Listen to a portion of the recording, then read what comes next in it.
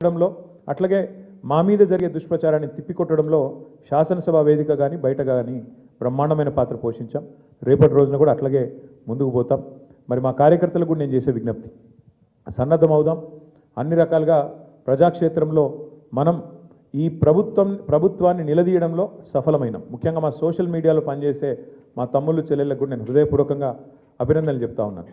Social మీడియాలో మీరు చేస్తున్న పని, మీకు ఎవరికి నేనేమి పార్టీ తరపున జీతం ఇవ్వడం లేదు, మీకు ఎవరికి నేను ఇచ్చేదేమీ లేదు. అయినప్పటికీ వాలంటరీగా పార్టీ మీద ఉన్న ప్రేమతో, నాయకుడు కేసీఆర్ గారి మీద ఉన్న అభిమానంతో మీరు చేస్తున్న కృషి, మీరు చేస్తున్న పని ఏదైతే ఉన్నదో మనస్ఫూర్తిగా నేను మీకు కూడా ధన్యవాదాలు తెలియజేస్తా ఉన్నా.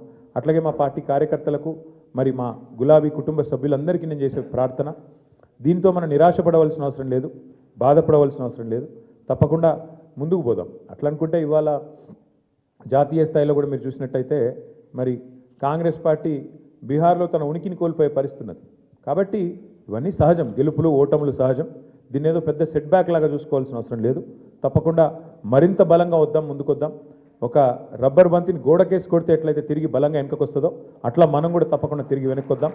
పెద్దలు కేసీఆర్ గారు తిరిగి రాష్ట్రానికి ముఖ్యమంత్రిగా మళ్ళీ బాధ్యతలు చేపట్టేదాకా ఎవరి శక్తి మేరకు వారు శక్తి వంచన లేకుండా కష్టపడదామని చెప్పి మా నాయకులు కార్యకర్తలకు మరొకసారి ధన్యవాదాలు తెలియజేస్తూ, కష్టించి పనిచేసిన మా నాయకత్వం మొత్తం కూడా ఇక్కడ ఉంది. ఒక ఇద్దరు గురించి నేను ప్రత్యేకంగా చెప్పాలి. హరీష్ రావు గారు మధ్యలో పాపం వారి తండ్రి అనుకోకుండా అకాల మరణం జరిగింది. అయినప్పటికీ ఆయన ఇవాళ కూడా పూజలో ఉన్నారు. ఈ నిమిషానికి కూడా పాపం వారి తండ్రి గారికి సంబంధించిన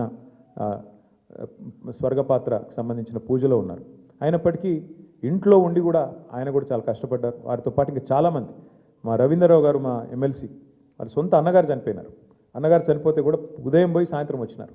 అంటే అంత కమిట్మెంట్తో మా నాయకత్వం పనిచేసింది. అట్లా ఇంకెంతోమంది ఉన్నారు. నేను ఒకరిద్దరు పేర్లు చెప్తున్నాను, ఏమనుకోవద్దు. ఎంతోమంది నాకు తెలిసిన 2 ఎగ్జాంపుల్ చెప్పినాను.